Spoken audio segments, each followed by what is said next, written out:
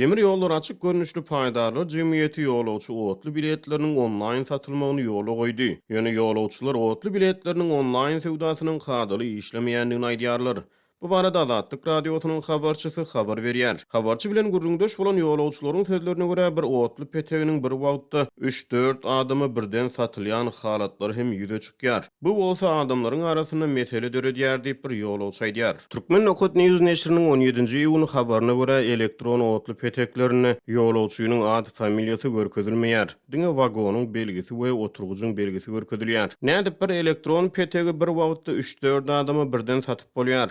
Azatlyk radiosu munyň jekmejekligine öwrenip bilmedi. Habarçynyň maglumatlaryna görä otly biletleriniň onlaýn sewdasynyň ýoly goýulmagy bilen Lewabyň otly beketlerini kassalar ýapylmaga başlady. Kassirler işden boşadylýar. Kassirleriň köpçüliklerini işden boşadylmagy ýurtda ýeti ykdysady krizisiň dowam edýän wagtyna gawat gelýär. Türkmenistan pandemiýanyň fonuna geçen Tomut Sevitara ýolagçy otly gatnawlaryny çäklendirdi. Ýöne martdan başlap otly hereketine girden çäklendirmelerini tapgyrlaýyn gowşatdy. Türkmen Nokot News neşri 24-nji ýylyna Türkmenistana otly biletleriniň inni diňe onlaýn satylýanlygyny, ýöne onlaýn petek sewdasynyň gadaly işlemeýändigini habar berdi. Demir ýollary kompaniýasynyň maglumatlaryna görä ýolagçylar diňe altyn asyr tölew kartlary arkaly onlaýn bilet satyn alyp bilýärler. Ýöne Türkmen Nokot News neşriniň habaryna görä altyn asyr tölew kartlary bilen petek satyn almak üçin kartyň CVC kodu gerek we bu kod altyn asyr bank kartlarynyň ählisini elýeterli däl. Diňe käbirini elýeterli. Demir ýollary kompaniýasy CVC kodu ýok kartlar üçin banklara ýüz tutulmagyny maslahat berýär. Türkmenawatly bir ýaşaýjynyň sözlerine görä onlaýn bilet satyn alyp bilmeýän ýolagçylar otly prowadnikleri bilen resmi däl görnüşde ulaglaşyp otlamynýarlar.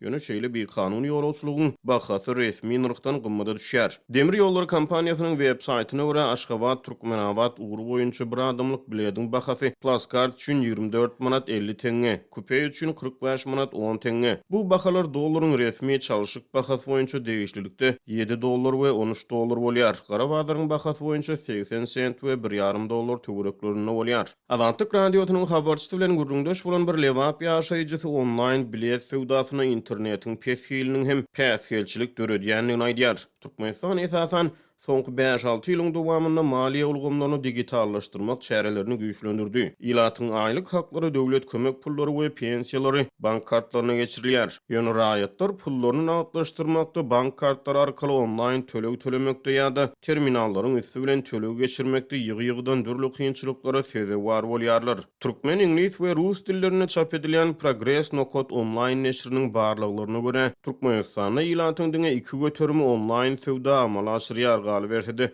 İlatyň 41 göterimi bank kartlaryndan peýdalanýar. Türkmen Nokot News neşri demir ýollary kompaniýasynyň onlaýn petek satyn almak üçin zerur bolan altyn asyr bank kartynyň CVC koduny SMS arkaly kabul etmek mümkinçiliginiň bardygyny, ýöne munyň üçin kartyň ýetiniň şahsy maglumatlarynyň, pasport belgesiniň we bank kartynyň belgesiniň zerurdygyny habar berýär. Bankdan SMS kabul etmek üçin ilk bu hyzmata ýazylmaly. Egerde birikdirilmedik bolsa banka baryp açdyrmaly. Azatlyk radiosynyň habarçysy Lewapda ýolagçy otlar üçin onlaýn bilet sewdasynyň ýoly goýulmagy bilen bilet satylýan kassalarda kassirleriň işden boşadylýanlygyny habar berýär. Aziýanyň Ösüş bankynyň 2021-nji ýylyň martyna Türkmenistanyň demir ýol ulgamlary boýunça çap eden seljermelerine görä Türkmen Demir ýolları agentliginiň 7000 töwereği işgäri bar. Demir ýolları açyk görnüşli paýdarlar jemgyýetine Türkmen Demir ýolları agentligi 93 göterim paýly gatnaşýar. Türkmenistanyň transport we logistika merkezi demir ýollarynyň 2 göterim paý alýar. Paýlaryň galan 5 göterimi Türkmenistanyň altyn asyr mobil ara gatnaşyk kompaniýasyna degişlidir. Altyn asyr kompaniýasy ýapyk görnüşli paýdarlar jemgyýeti bolup, onuň paýlarynyň eýeleri jemgyýetçilige mälim edilmeýär.